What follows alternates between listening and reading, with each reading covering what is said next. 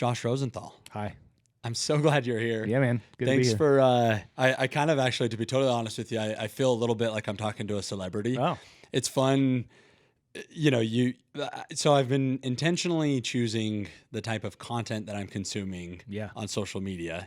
You are on that list. Yeah. And for many reasons. And in fact, it's why I'm wanting to have this conversation with you. But it's fun to actually meet you in person because Yeah. I've been watching, your Instagram Well, and your thanks. YouTube films for I don't know how long, but it's actually appreciate it's really fun to sit here and Thanks. chat and see the swag in person here it and is. Yep. all that good stuff. But for the audience, Yeah. part of why I'm so excited to chat with you, you are a father, you're an ultra runner, Yep. you are an entrepreneur, which that's recent for me to learn on that side Yeah. of things about you. Yeah. But so the name of my show is Chasing Greatness. Yeah. And what perfect parallel that I can think of than the journey that you're so publicly on Yeah. right now with this itch for 100 milers Yep. and the microcosm for life that is Yep. ultra running and all of that good stuff.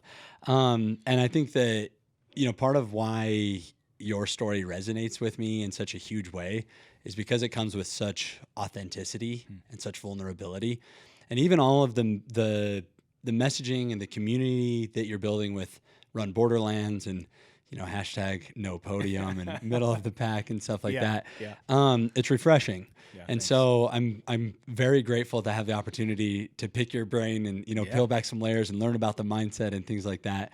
Yeah. So what I'd love to, if you don't mind humoring me because probably most of my audience don't share the fandom Yeah. that I Yeah. share, but you've been very vocal about this pursuit of a second 100-mile finish. Yep.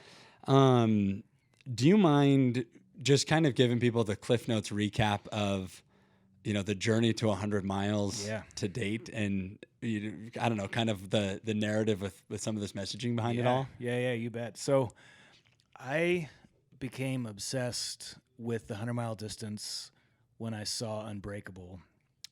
My friend Jeremy, who is the subject of our first documentary, DFL Before DNF, he handed me the DVD of Unbreakable. This was back when this was right before, this maybe 2012. Excuse me, 2012. And within the first 30 seconds of the documentary, I was like, oh my gosh, like I don't know what it is about this. Here's Jeff Rose, who had lived in Salt Lake City, but was claiming Alaska in the DVD, which is fine and fair. Anton Kaprichka and who else was it? Oh, it was Killian Jornet, and then Mr. Oregon. Can't think of his name off the top of my head. Hal Kerner. And I just the opening of that was just like, oh my gosh, like these guys are running at mile 70, mile 80. I could do that.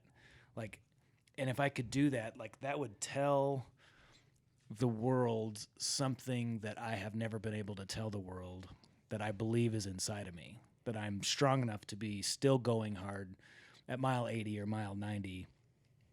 Because most of my life had been like it was a punk rock kid playing music, or even after that, like my life was music, and so much of my life was lived in like inside and the air conditioning and all this. And so I would just see this sort of outdoor suffering and potential and think, I want to go do that. And so I start to kind of play around in it. And North Face had these really cool races called the Endurance Challenge they had them all over the country, like 5 or 6 of them, with the grand finale being in San Francisco. Really great video to check out if you haven't seen it is Hawks versus Miller. The first when Hayden Hawks and Zach Miller raced each other for the championship once at that race. Zach Miller just got the second FKT. Second to Jim Walmsley again. Yeah. Yeah. He's like 6'15", and Jim Walmsley's still like 5'40". Unbelievable. 5'50". I know.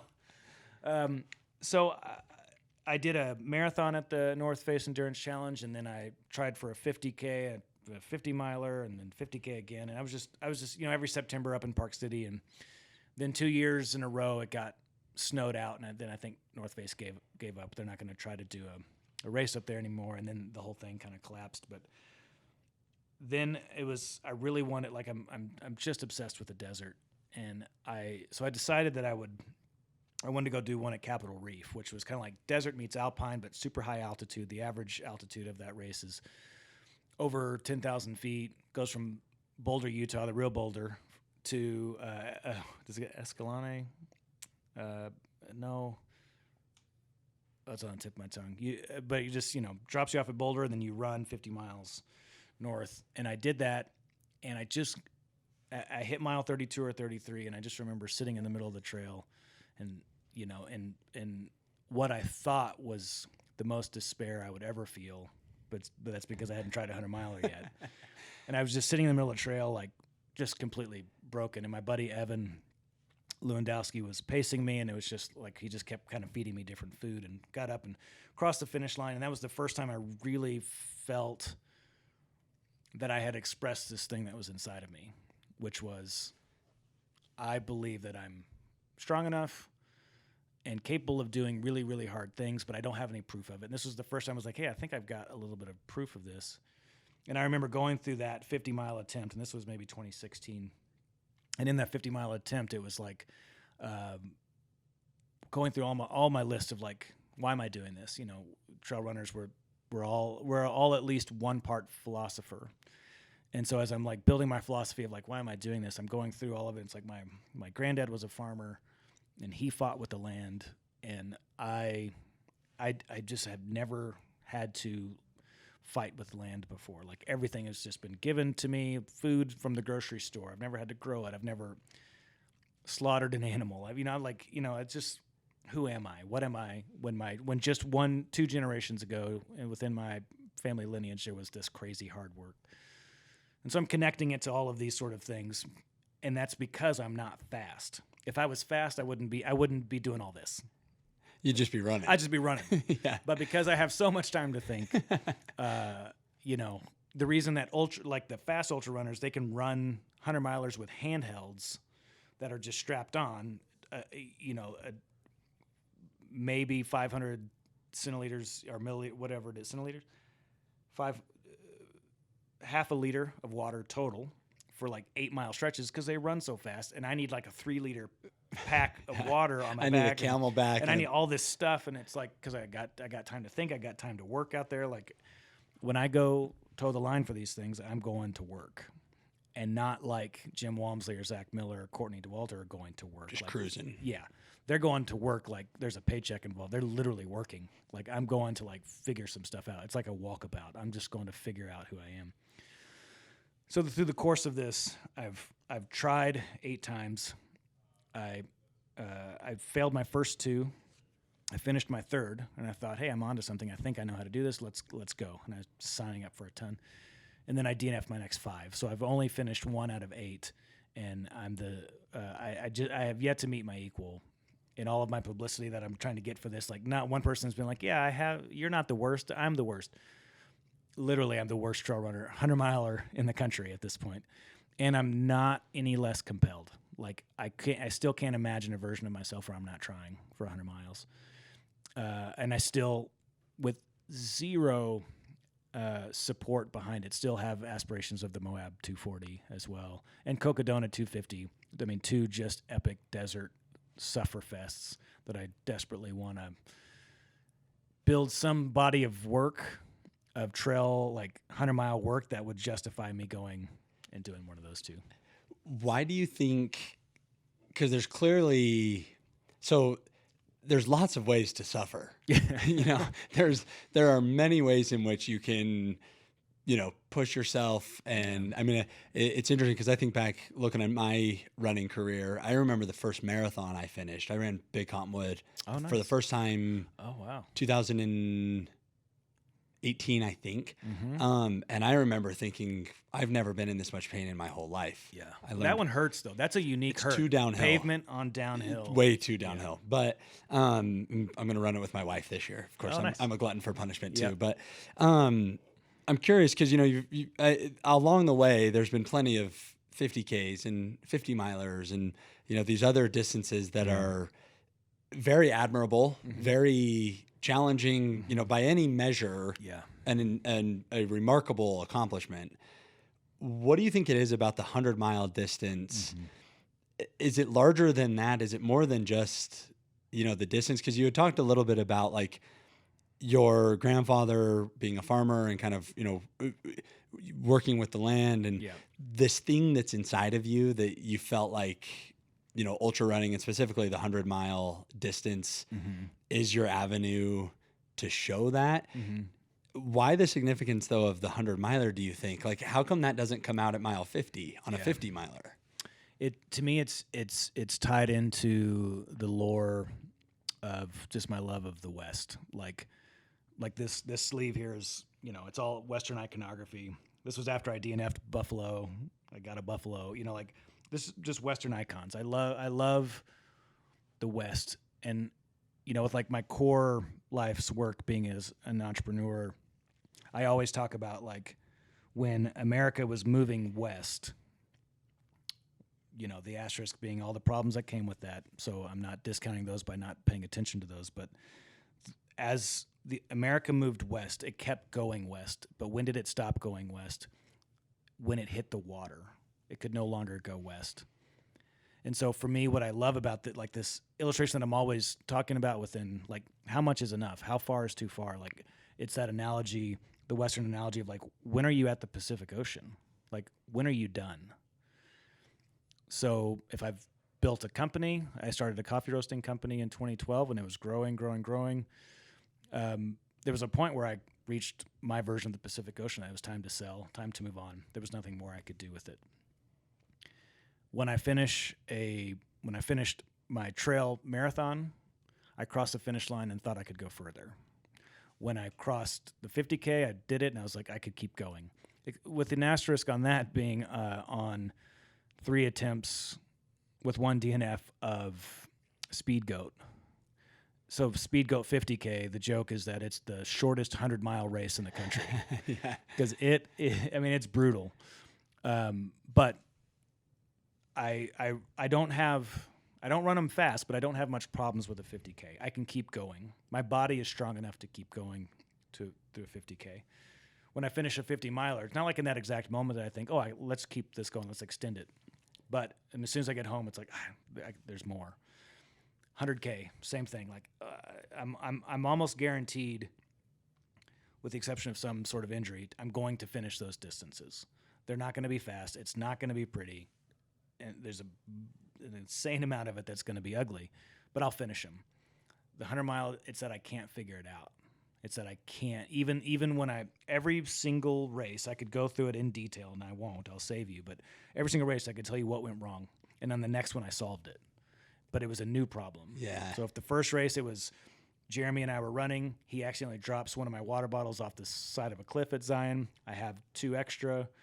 Then I go into an aid station and I leave one behind at mile 62, and then I have just a small amount of water to get me 9 miles to the next aid station and just totally dehydrated. So the next one's like, here's how I'm going to solve that water problem. That won't happen again. And it was another thing. Of course. And then it was another thing. And then there's another thing. What I love about the 100-mile distance for me is that it takes a really good day on several fronts for it to work. And because I so enjoy the life of the mind, like I love that 100-mile is a once you get past mile 50, they say you run the first 50 with your body and the second 50 with your mind. After that, it's problem solving, and I really like that. And you feel like it's kind of, you mentioned that idea of human Western expansion and whatever, and kind of this, I feel like there's an analogy there for we would have kept going had we could have. Yes. But we hit the ocean. The water. And it's almost like there's something in our nature to push those bounds, to push those limits of whether it's how far we can go or how much we can expand or how big of a thing there is there. Yeah. There really is something to that. And I think unless you're an ultra runner, you won't understand what I'm about to say, but it feels natural. Yes. And it's the weirdest thing to say that because it's excruciating and you're in so much pain. But it feels, I've often contemplated if, we know for a fact in evolutionary humans, we used to literally chase down our prey. Yeah. I think sometimes we don't give that the significance it deserves. Like, and I don't know this. I'm not the scientist by any means, but I'm curious sometimes if I've wondered if maybe that meant we literally ran ultras, in pursuit of food, Yes. and literally ran for days. I think sometimes we don't really. You wonder if we've evolved more, than we think. What's funny, a buddy of mine who I run, Alex, who I've mentioned, Air Force guy, he's an evolutionary biologist. He got his PhD at the U. That's what he would talk about. It was like he had a joke of like wanting to create an ultra that is how we used to run for after our food. So like you would chase an antelope until you could walk up and touch it. Yeah. Because what you used to do is humans used to tire out their food. They would stay in pursuit as long as it would take. So to create some sort of like ultra where the goal is just to come up and touch something that would normally run from you, that you would tire them out because you keep going. Because I think you're exactly right. That's what's in us. And because of the way that life has evolved, and rather quickly, like life and technology has evolved faster than we have been able to evolve as humans. And so I think that's where some of this lostness feels of like, I'm used to being like, this body is one that, maybe on some levels needs to be out in the sun for 12 hours, pushing. The reward of that usually would be food at this point, because because grocery store and all that. Now the reward of that is just like doing it. Yeah, I think there's some truth in the fact that in evolutionarily speaking, we've been uncomfortable way longer than we've been comfortable. Yeah. And the period of time in which we've been comfortable is obviously growing at an exponential rate too. So I wonder if that's part of it, because there's a journey that you go on when you're running, and that's why I'm so fascinated with your story. Is it's like, and don't let me put words in your mouth because I want you to unpack it more. Sure. But it's almost like the distance is reflective of something else. Yeah. Like that there you still feel like personally there's still a journey. Yeah. That there's still a process that has to occur and a journey, that still has to be had. Is that a fair assessment? Yeah. I mean, I think that because I can more often than not finish a 50 miler if I start one, and that I can't do that with the 100. Like I always need to be doing something that I have a low likelihood of succeeding at. And that's what I love about entrepreneurship. Like that's what I love about trail running. That's what I love about anything in life, is that like I want to go after something so big that if I get it, it feels like, it's something that I'm going to tell my grandkids about.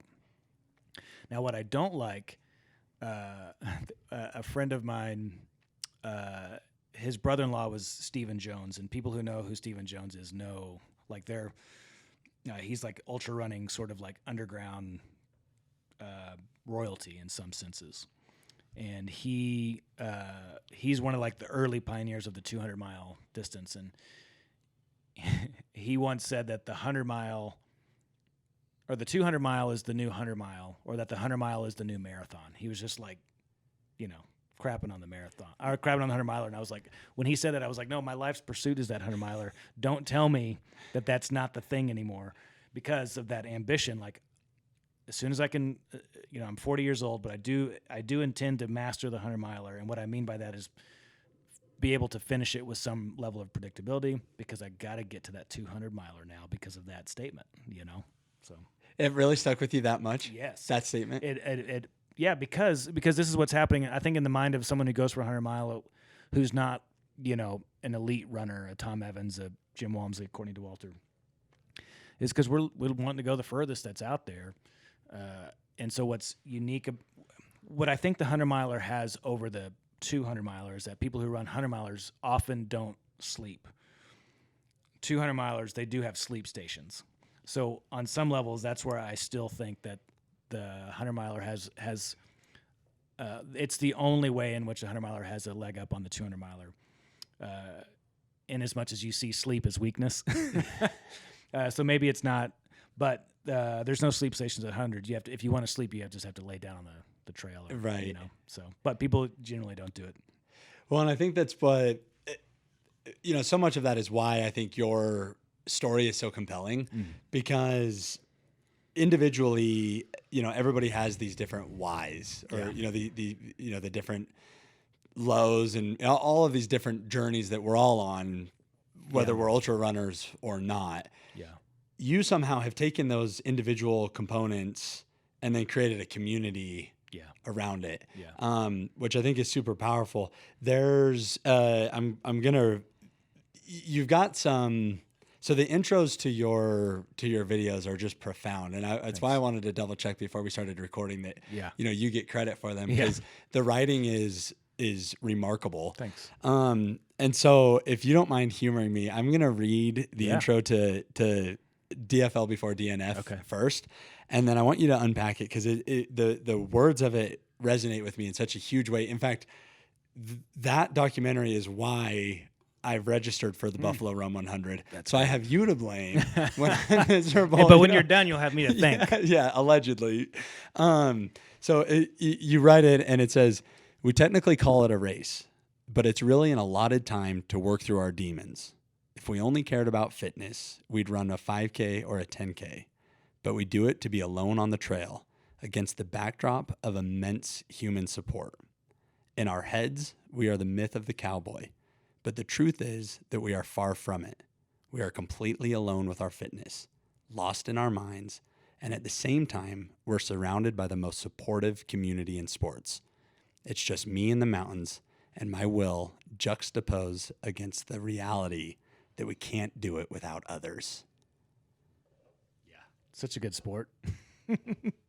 Yeah, I think that to me, like I hear that and still kind of get choked up by it because of the reality of like literally gives me the chills. Yeah, all of the things happening, on the trail. The least, and I think it's a good to make the point that some people, my version of this is 100 mile. Some people's version of this is the 50K, or the marathon, or the half marathon. So I think they can substitute that in. My version of this, my obsession is the 100 miler. So whatever your distance is that you're going for, fitness is the least important part of that journey. Because if we only cared about fitness, 5K, 10K. I was listening to something the other day, like the Peter T. or Huberman or something saying, we get 90% of the benefits of running by running 3 times a week for 20 minutes. That's it. Yeah. So you're good. And that in that, like you can be a smoker and run those 3 times 20, and you're healthier than the person who smokes and doesn't run. So it's like the benefit of running is in this 60 minutes a week spread across 3 runs, and there's so much benefit in that. And then beyond that, it's marginal. Yeah. Marginal. And then we get to this point where it's like, well, God, I'm trying to run 50 to 70 a week. Excuse me. Sorry about that. It's my fault for not having water. No, you're good. So it's not an effort in fitness unless you're a sponsored runner and there's, a paycheck involved. I get it. That's different.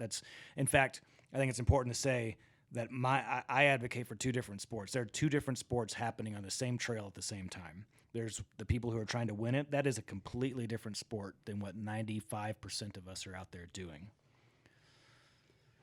So if it's not a pursuit for fitness, what is it? Yeah, man. So that's what, that's why the opening line is technically we call it a race, but really it's an allotted time to work through our demons. I think so many people who are out there, at least in my community, this Borderlands community, is like the thing that unites us is that we get our bodies in shape. That's just a given. Like you have to do that because there's like this glorious thing that happens when you're out on the race, quote unquote, race trail, because we're not really racing. So you get this baseline fitness, and for me, and for a lot in the community, we're working through something.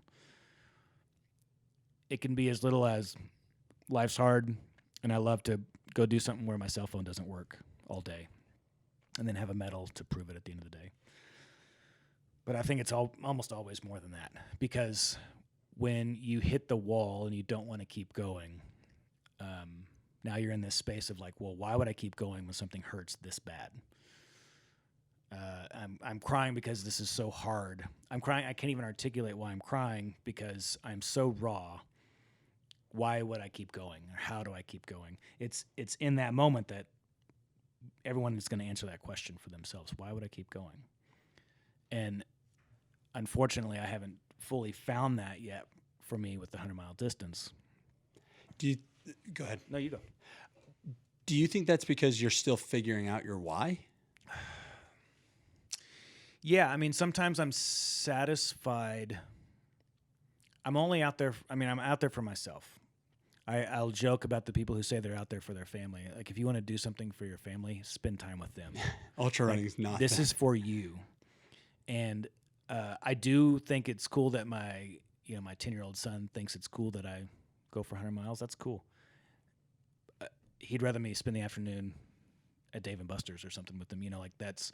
So I'm out there for myself, and I think a lot of people are. Most people are, and that's quite okay.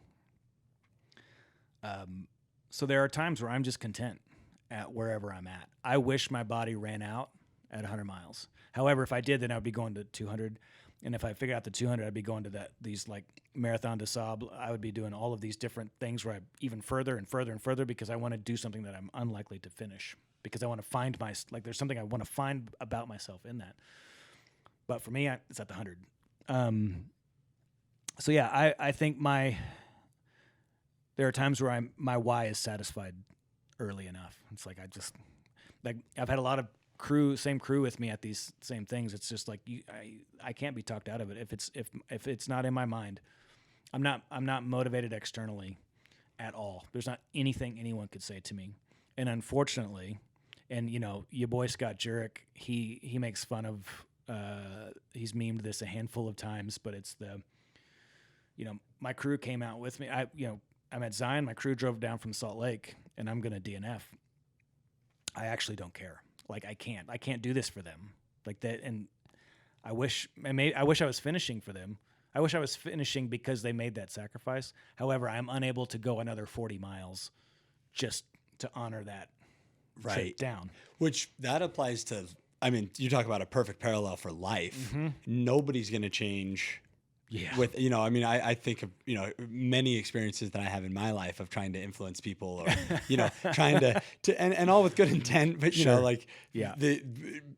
unless you want to do something, you're not going to do it. Yeah. Unless somebody wants to change, or you see that with people overcoming addictions or quitting jobs or what the list is long, but that's an interesting way to think about that of there is no talking you out of it once it's decided, and of course not. Yeah. But I think same applies to well beyond. Yeah. Just ultra running. Absolutely. And to think a little bit more about that intro, there's what's a funny parallel or juxtaposition to me is this idea that I've put in all the work for my fitness. I've spent the money on the right nutrition. I got all the money on the clothes. Like I've planned out the day, all this logistical stuff. And what people will say is, well, hey, why would you spend $350 running a race when you could just go run 100 miles in the mountains alone? I think, well, I need the energy of the aid station. I need practically the food that they have and the water, but I need the people. And so there's this really bizarre thing that this is entirely about me. This is entirely about the demons that I'm working out or the thing that I want to prove to myself. And so I've trained for it, and I've done all this, and so you have this myth of the cowboy, this idea of like it's just me riding off into the sunset alone, like I'm doing this, up against those volunteers or at those tables for 24 hours, and the race director and his team showed up yesterday to put up the start line and finish line and the time chips, and then it's like it's a funny, interesting juxtaposition that it's like this is the most like solo effort that is completely dependent on hundreds of people in order to make it work. So I think it's a beautiful picture of like, yeah, we do have this sort of ambition within ourselves, but there's really nothing that we do accomplish alone. Yeah. Well, I mean, again, and much like life, we're all fighting our own battles or all on our own journeys. but a very real sense, we can't do it alone. Like we Yes. have to, and there's trying to think how to articulate that better, but it's kind of like there's all of these individual stories happening Yeah. that collectively create, this community, and the community is what's necessary for the Yes. individual stories Yep. to happen, Yep. whether it's ultra running or life. Right. And that idea of like on your own journey, but together. Yes.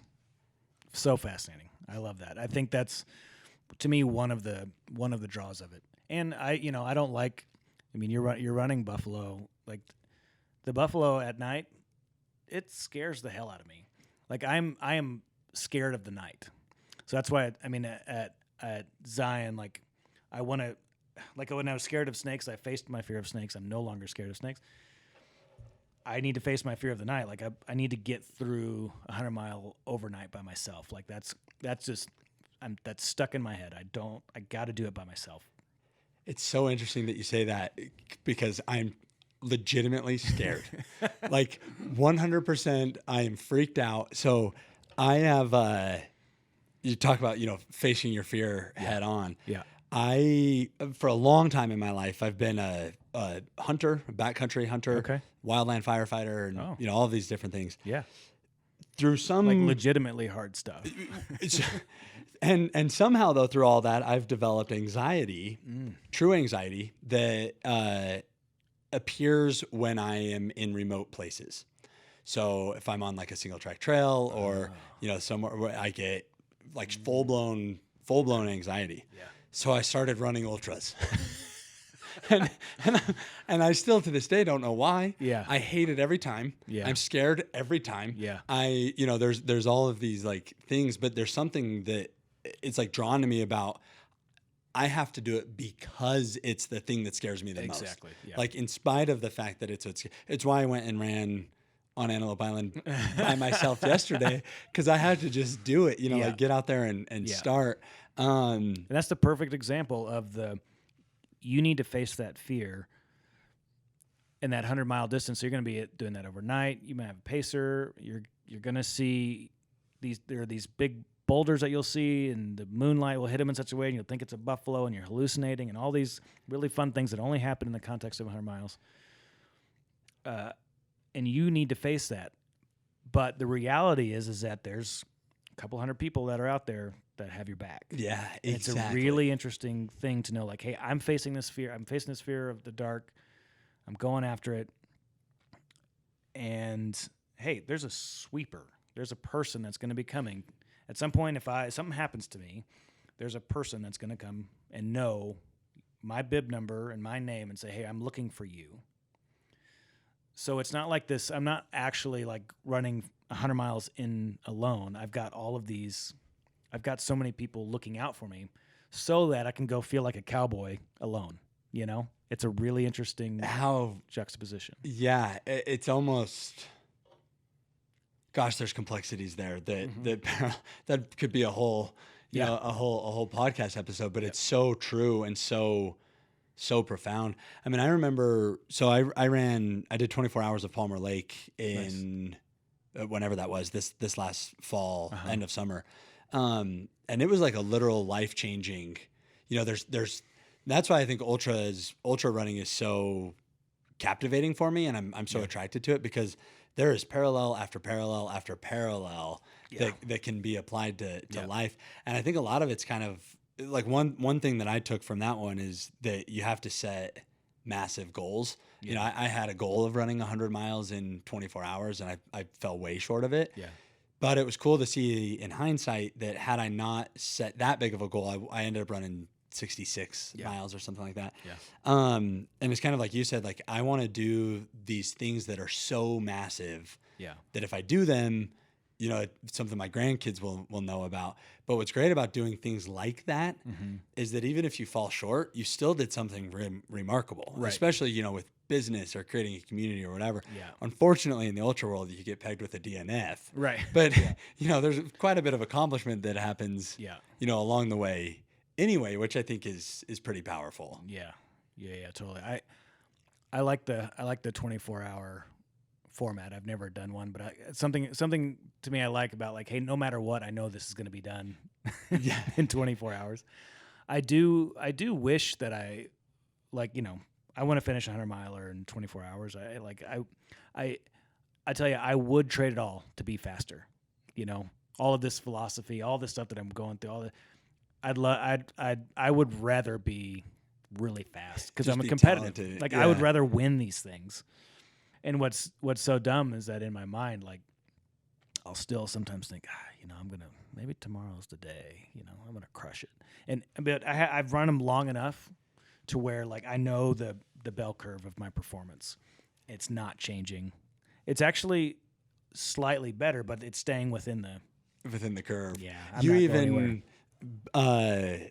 I think it was at Dead Horse. Yeah, You on one of your videos, you said something to the extent of like, I have a goal for X Yeah. time. Yeah. Why? That's 3 hours faster than my Yeah. previous best. Why I think that'll happen tomorrow? Who knows? Did that end up happening? No, it's what makes this sport fun and funny to me is that I still, like, despite the body of disappointing work that I have in it, the night before I still think I can do this. Like, I'm going to run really fast tomorrow. And there's part of me that still thinks that, I'm still going to. Like, it's what makes me good as an entrepreneur. It's what makes me it's what makes trail running funny to me, honestly, is that this wide-eyed optimism that I can do it. I was just going to ask about that because, here we are, correct me if I'm wrong, 1 out of 8 100 milers that we've 12%. Yet there's still this wide-eyed optimism. Yeah. And, if I were to write it down on paper, and say, what are the odds, we'd be like, well, I don't know, 12% or whatever. 12%. So I'd love to, get into your mind a little bit of how are you staying so optimistic? How are you staying so motivated with the track record that has been what it has been? I think there's, because again, they're microcosms for life, but there's so many times when people are met with failure or met with, today's hurdle. I mean, gosh, I'm an entrepreneur too. And if you would have told me it was this hard, Right. 100 miles looks easy. Yeah. Compared to running, but it's like, if there's something there that keeps people moving forward. And clearly you have that with entrepreneurialism, 100 milers or whatever. Yeah. What is it? Why are you able to stay so optimistic and so motivated to continue to set these huge goals and continue to wake up with that wide-eyed optimism, as you called it? Yeah, I think it's the belief in that what I'm trying to do is valuable. In what way? For me, that, like, if it's business, it's like whatever mission that I'm on with that business, that mission is a noble mission that's worth doing for whatever reason that is. So with trail running, it's that I want that 100-mile, like, I want it. Like, I believe that in the 100-mile distance, like, it's something that I, maybe in an unhealthy way, there's validation in it for me of, like, I just want to do this. And what's funny about the 100-mile distance then is that people who don't run 100 miles, they hear it and think, oh my gosh, you're so strong. You're such a great runner. And I think, you don't get it. And then the people who do run 100 milers, like, well, I'm the worst. So it's like, I don't feel like I have a group, like, I feel like this people who don't run, well, of course 100 miles sounds long, and less than 1% of the population tries to run a marathon, and so you're already in rarefied air there, and then you move into the 100-mile distance. And so on some levels, like, and that's what Borderlands community came in to be, is like, hey, the starting line is your finish line now. So all of the people within this community of Borderlands is we all want the finish line really bad, but we also have to recognize that the starting line is pretty amazing, pretty special. Love that. So if we can get to the starting line, there's all the great feelings come with it. Don't get me wrong. I would rather be finishing first. I want to cross the finish line, and I want to be first. I wish that's never going to happen. But that starting line is unbelievably special. And so that's our first finish line is our starting line. Love that. Yeah. Like, showing up is valid. Absolutely. Because most people don't even have the courage to show up. That's right. And so so what I've tried to do with Borderlands is to like just speak like validation into that, into those of us who aren't the best. And I'm not saying anything that they haven't heard or maybe don't intuitively already feel. I'm just trying to give words to it of like, that's who we are. We're the, I've called us the people of the second sunrise. And then I saw that someone named a book that, and I was wondering if they borrowed that. But, we're always like if we're running a 100-mile race that starts at 5 a.m., we're going to get that sunrise, and we are always going to get the second sunrise. Whereas, like you see, the winners of Tom Evans, he saw the sunrise at Western States, and then he didn't even see the sunset. Yeah. You know what I mean? Like these people aren't even seeing a sunset, and we're out there. The sun is rising for the second time. Or I was at UTMB this year to see Walmsley get the win. He comes in at 19 and a half hours, and then there's someone coming in at like 42 hours, right? 43 hours. Those are the people. We celebrate their starting line, and then we celebrate their finish line. Well, and I love that because the adage that comparison is the thief of joy. Yeah. And I took it a step further and I struggle with this from a business perspective. I'm all of the time questioning myself and wondering why I'm not more successful than I am already. Like these things. Yeah. And I got some advice that's been recycled. It's not like it was natural, unique advice, but basically the idea is you can't compare your chapter 2 with somebody else's chapter 30. Yeah, that's great. Like you're at a different stage of your process, of your journey. And so not only is comparison the thief of joy, you're not even comparing apples to apples. That's right. Whole different, circumstances and series of events that have led people to where they are. And we get like a sliver of the story, when we're comparing, especially with social media or whatever. Mm-hmm. And I love how you've applied that to the world of ultras. Yeah. Because even if somebody's showing up at this starting line rather, it means that they've done the work, they've done the training, they had the courage to register. Yeah. I mean, that in and of itself is admirable. Mm-hmm. And I love that perspective on it. Yeah. Cool way to frame it of like being proud of where we're all at our own stages of our own journeys. Yeah. And for you even, I think in one of your videos mentioned that you're going to separate your fandom of the elites with an expectation. Yeah. That's my case for making it two different sports. Also, like when I see Courtney get 3 wins this year at the 3 arguably most competitive, hardest races in the world, arguably. And then I think about what I did, my last attempt at Zion, gout and a little bit of rhabdo. It's just like it's just not the same sport. So I have to separate that. I have to acknowledge that Courtney is a beast. And, Tom Evans, winner of Western States this year, amazing. Francois Dane, 4 wins at UTMB. Zach Miller got the course record and got second place. Like, if Jim Walmsley didn't get first place, Zach's second place was still a course record. Yeah. And then I've got gout, because I drank beer the day before. Yeah. It's just completely different sports. So I'm not advocating that I be less of a fan. In fact, be a bigger fan. See that grow, because then we'll get even more and better elite trail runners. But then just celebrate that for what it is and leave it there. And then turn the page, and then here's what I do. I'm doing something different. And that's why it's technically, we call it a race, but really it's a lot of time to work through our demons. I'm not. Such a great sentence. I'm not racing. Thank you. It's like, and I'm such a fan of that writing. Yeah, thanks. So knowing that, separating that, whether it's ultra running or life or business or whatever. Yeah. How do you measure success then?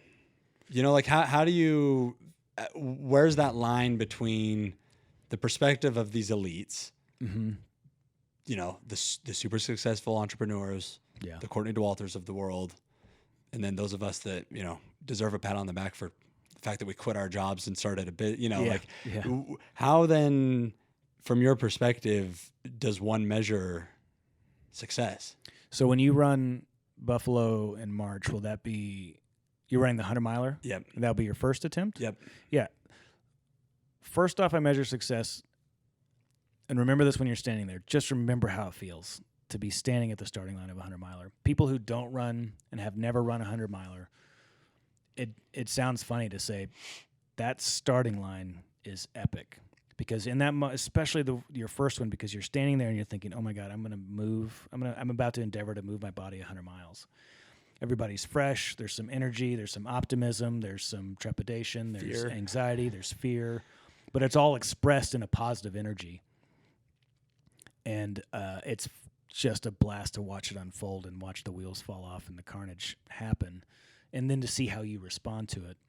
So first off, I do. And it's not a cop-out. It could feel like one. I do think that the starting line is a version of success, standing at it.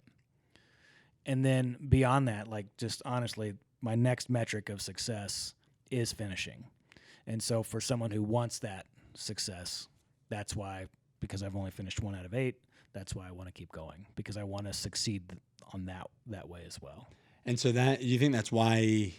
That's the draw. That's why you keep going back. Yeah, because I think I've dealt with a lot of the other like philosophical, psychological things. Like I've dealt with those. Now I'm in it to finish. Yeah, like that's what I want to get the finish now. Yeah. Do you think after you finish this year? Yeah. Not if. Yeah. After. No gout. Do you think that draw will remain? Or, do you think that you'll feel satisfied and set a different goal? I mean, obviously there's no crystal ball. I'm just curious. I mean, if I put myself in those shoes, I love this. I love it so much that I could see myself wanting. I mean, if Zion is like my favorite, like right up next to it or slightly beneath it is Wasatch, which I've DNF'd twice. I'd like to get that because it's in my backyard. I'd love to do UTMB still in Chamonix. Maybe not the actual 176 kilometer one, but one of the, like CCC or OCC, something shorter is interesting to me. But if I put myself in those shoes, I think all it's going to make me want to do is more. Yeah, not less. There's no chance. It's not like I've crossed the finish line. It's like, okay, great. I'm not a road biker. I'm not a mountain biker. I'm not in anything other than I'm a ultra trail runner. I just love to run far distances on trail. Like the pursuit of it is where the fulfillment comes. Yeah. Because even if you cross that finish line, there'll be something else. Yeah, absolutely. There's no doubt in my mind that it would be another 100-miler. And eventually, like if I feel like, and I don't need any like external evidence, because again, I'm not externally motivated. If I, for some reason, within myself believe that if I finish this 100-miler that I should go for Cocodona or Moab, I would do it. Do Moab. In a heartbeat. Yeah. Moab, 240 miles, like just epic. Yeah. The desert. But both of those as desert. Moab has the La Salle Mountains, so it's still got some alpine. I don't love running an alpine like I do desert, but most of it's desert. Yeah. So. It's so funny because this idea of, well, and I want to get back to like the fact that the process is, what's important. The pursuit of something greater than us is what matters. Yeah. But a quick anecdote on separating the elites from the rest of us. So I went out Antelope Island yesterday. I ran 17 miles by myself. I was really proud of it because I overcame a little anxiety. I did it. It was cold out. I got it done. I was pumped up. And I was feeling pretty sore today, and I had a speed workout on my training plan today. Yeah, hotel gym, treadmill. You can't. I mean, you hot treadmill, busy on business. Meeting. I mean, I had a long list of reasons not to do it.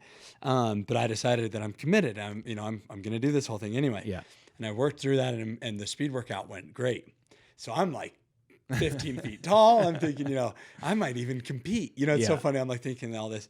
So I start looking up the results, like the last few years results. And I start thinking, that's gotta be the 50 miler. There's no way. And I'm like, holy crap. So it was a good reality check for me of, you're talking about the course records for Buffalo? Yeah. Just cause I think, I'm doing great cause I got my speed workout done after a moderately long, Yeah. Yeah. Carl Meltzer has the course record over there, I think, still probably in 12:55 or maybe 13:50. But it's widely accepted that unless a super elite goes for it that has a lot of road experience, meaning because so much of it's runnable. You have it's 50 miles twice, the same 50 miles twice, and I think it's 3,000 each 50 miles, so it's like a 6,000. So there's a lot. It's so runnable and it's so soft. Yeah. And so like Carl, he has like 4 of the top 10 all time, finishes at that. Just cruises. God, I don't know how he did it. I mean, he's won like 60 something 100-milers at this point. It's wild. Yeah, local legend. So coming back to that idea of pursuit maybe being the thing, Yeah. and the process and the fact that this finish line is maybe going to always move. Yes. There's something I saw the other day, as it relates to our happy chemicals and dopamine specifically, that dopamine happens in pursuit of a goal, not in reaching the goal, which I thought was really profound. Like I think as humans, we need something to pursue. Like we need something that we're going after. It's how we have a fulfilled life, is setting big goals, going after them.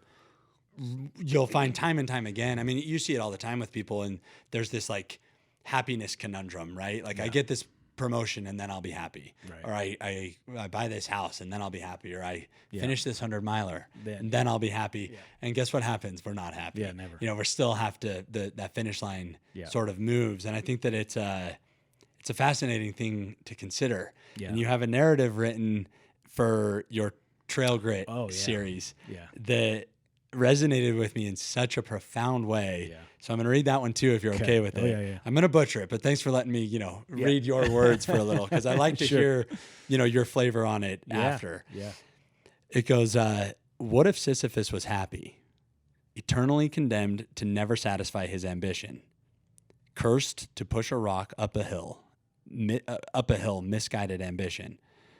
He wanted something and broke laws to get it, and the gods punished him, putting a desire in his heart to get to the top of a hill, and then made summiting that hill impossible.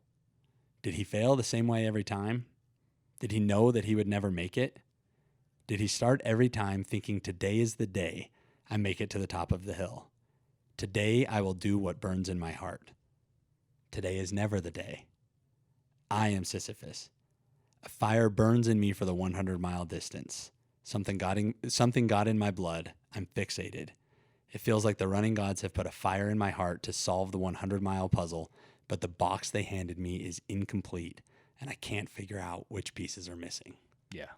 I feel like that. I mean, it's fun to hear it, because I mean, I obsess over these They're narrations. Brilliant. Thank you. I'd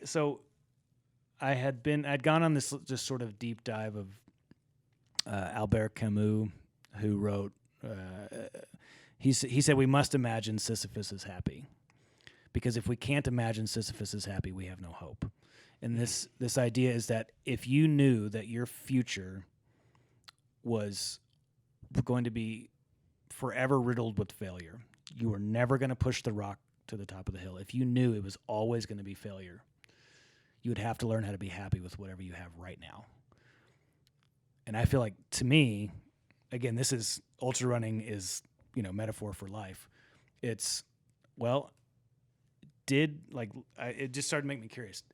Did Sisyphus know that he was not going to ever get the rock up? Like, when he was informed, you have to get this rock up and you will never get it there, did he know that? Or did he wake up every day thinking, Today's the day. I tripped on the rock this last time, I ran out of water at mile 62 this last time, I got blisters and I popped them at mile 50 and I shouldn't have. I had too much beer the week before, and so I had gout and a little bit of rhabdo. I didn't have, I didn't have the right rain clothes in for Wasatch. I go through all the things that, and then does he troubleshoot every day and wake up and then try again, and he fails again and wakes up and tries. And so in imagining that he didn't know that he was going to fail, and every day, you wake up optimistic, like today's the day. Like when I towed the line at Zion and on April 13th, I think, 2024, like it's going to be that Sisyphus moment in my mind of like, I'm going to do this. Now, if I go the other end and think he knows he's never going to get it, and he knows that he has to do this every day, how do you be happy? How do you learn to be happy with what you have in that moment, regardless of what tomorrow brings?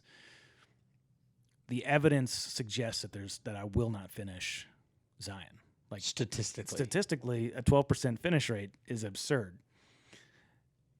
So, to me, the challenge, this parallel of Sisyphus, is that the parallel of the Sisyphus that knows that he'll never get to the top of the hill, yet I paid my race fee again and I'm going to do Zion, is that I'm just going to be happy at every single second I get to be out in the desert. And my intention is to finish. I really think that I'm going to, like, despite the evidence, like I feel like I'm going to do good. And like, maybe can I get 24 hours? I'm already in this mode of like, I have no evidence to suggest that I'll do that. But can I be happy the whole way? That to me is that intro. Like I'm Sisyphus. I'm either of those Sisyphus. I'm one where I know I'm never going to get it, yet I'm still happy to go up the hill. And the other one is that I know I'll never get there, but my goodness, do I love the process. So that's where that one came from. I love it. Yeah. It's like the joy is in the journey. Yes. And then you think about the alternative. Well, and the dopamine thing that you mentioned, it's like, oh yeah, that makes sense. Like the journey of pushing the rock up, like that's where all the good stuff's flowing through my body. I'll get there. Maybe it's a different neurochemical or whatever the word is, transmitter. But yeah, I think that's a good analogy as well. Yeah, and you consider the alternative. Uh-huh. What if they just gave you a rock at the top of the mountain? Oh, would you be happy? Yeah, not at all. Like, and that applies to. That's why those words are so profound to me, because it's almost like if you can just accept the fact that life is going to be a struggle. Yeah. And embrace it and love it for the struggle. Yeah. Like there's beauty in that. Yeah. The business venture that's difficult. Right. The client that's hard. The relationship that's tough. The financial moment that you're going through. Yeah. The mile 60 of 100 miler, or whatever, and reframing the struggles that we all deal with. Yeah. In that light is so powerful and translates in such a great way beyond ultra running, because I think for so many people there, it's kind of that like fighting against it or moving with it idea. Yeah. If we're always trying to like have perfection, first of all, never going to happen. Right. Second of all, for what? Why? There is no point in like, could you, you see over and over again, the people that inherit wealth or, the people that are, gifted businesses or whatever, they're not, they're the guy that grinded it out and has a moderately successful business, exponentially more fulfilled, and I it's so refreshing for me to have that mindset of pushing the rock up the hill is the point. Yes. That is it. Yeah. I mean, it just feels like I can live that life, The life where I have to get the rock to the top of the hill is I can't live that life. Right. Because who knows? But if I can learn to love trying to get it up there, like that feels like a life I could live. Yeah, and then every day is filled with a little bit more joy, a little bit more meaning. Yes. It's like the pain almost feels purposeful. Yeah. Like it's part of an end result that we're headed for. Yeah. And I think it's such a powerful, that's one of the most powerful intro voiceovers I've good ever it's heard. good to hear you this, because I wrote one for episode 2 and I thought, let's take a different angle. Like, are people tired of these? But I do get good feedback. But I appreciate on this one what I was gonna do with episode 2, and then we almost did it at the end. It was like, does it feel like I feel forced? But this idea of being like that, I have this dream. This recurring dream that like I'm standing on the side of the gate. I'm even a locksmith. Like and there's a lock on it, and I'm a locksmith, and I know what to do with locks. Like I can break into them. If I've got my tools, I can do it. And on the other side of the fence is just everything I want in life. And I'm on this side, but I'm a locksmith, so we're in luck. But I don't have any tools. And I'm stuck to just know that I know I can turn the lock. If I just had the right tools, I know I could figure it out, and I could be on the other side where I want to be. Like, to me, that's this docu-series of like, I'm trying to figure out how to turn that freaking, like, if I lose all my tools in the middle of the race, can I somehow still figure out how to pick the lock, which is just something I find on the ground. Like that's the challenge for me in this one, is that I'm pretty sure there's nothing left that I could encounter. Like in my obsession with the sport, talking with people, there's just not much. And 7 DNFs and a bunch of other races. So I will encounter something, or when I've encountered these other things and I'm just emotionally bankrupt and I'm mentally bankrupt, can I find something to pick the lock? That, to me, I love that. Yeah. That analogy. But love that. Yeah. Well, and that's it. It's like, it's almost like that idea of, playing with the cards you've been dealt. Yes. Type of thing. When I was in a punk rock band in high school, that was the name of my album. Really? The Hand You Were Dealt. No way. Yeah. Yeah. Because, and I think whether it's a 100-miler or life or business or, whatever, yeah, going into it, knowing for certain that something will go wrong. Yes. Guaranteed. Yeah. Like that is the one thing actually we can count on. Yeah. Is that you're going to have something go wrong that you didn't anticipate. Mm-hmm. Then how do you pick that lock? Like what do you do now? You don't have the tools. You don't. Yes. And that's where I think the lessons learned in ultra running are so powerful, because you can apply them to these other facets of life. Yeah. And it's usually not nearly as acutely painful. Right. Usually a little bit more time to kind of problem solve and think things through. But I mean, that's why it's so fun to pick your brain and Thanks. Peel back a few of these layers, because there's so much complexity.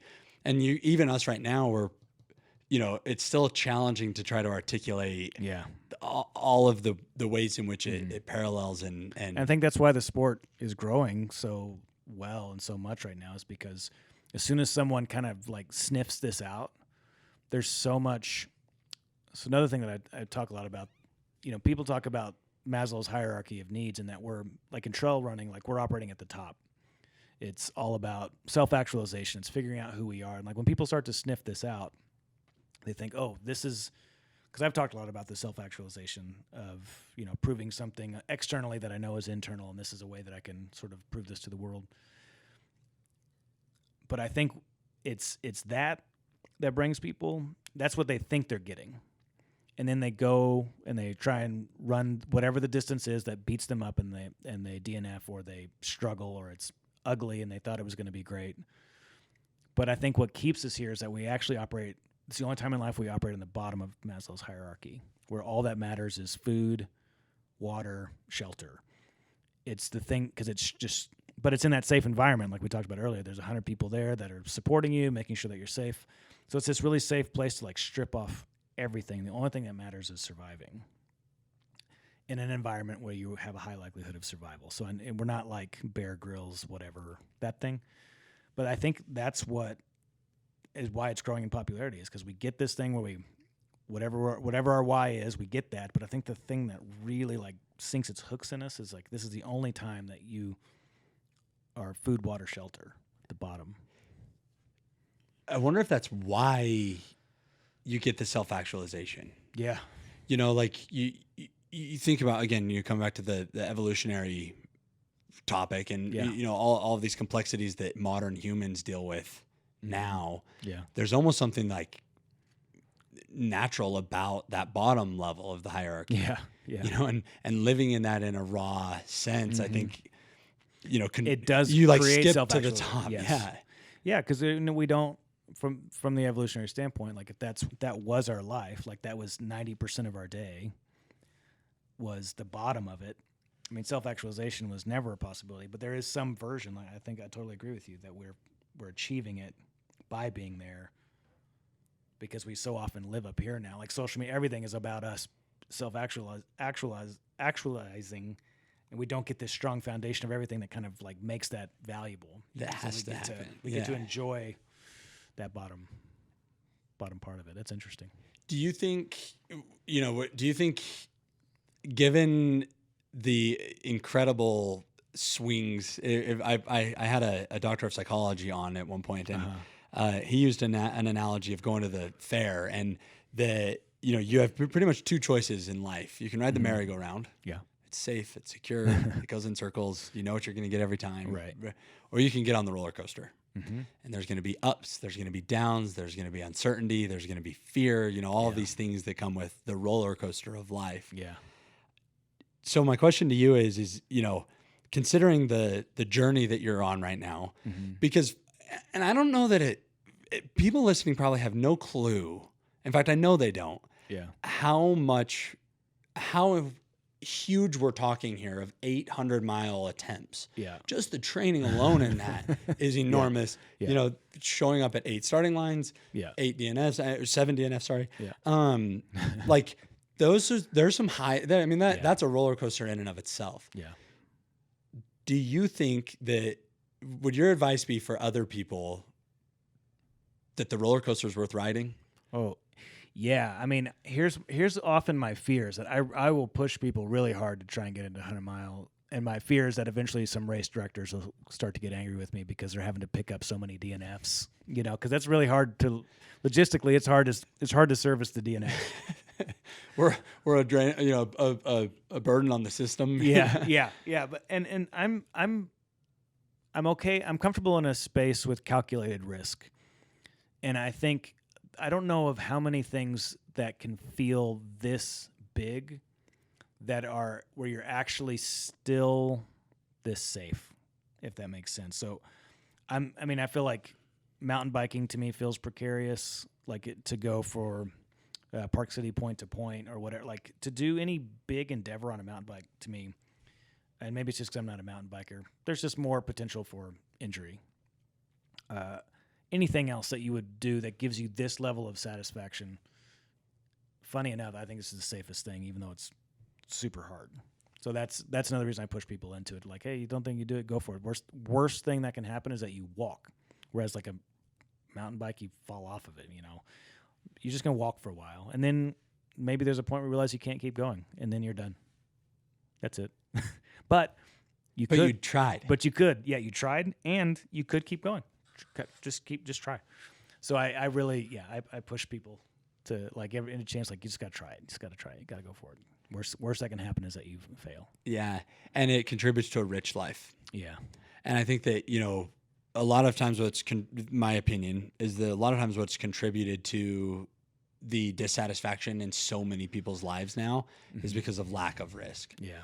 Whether it's business or running ultras or asking the girl out or, whatever.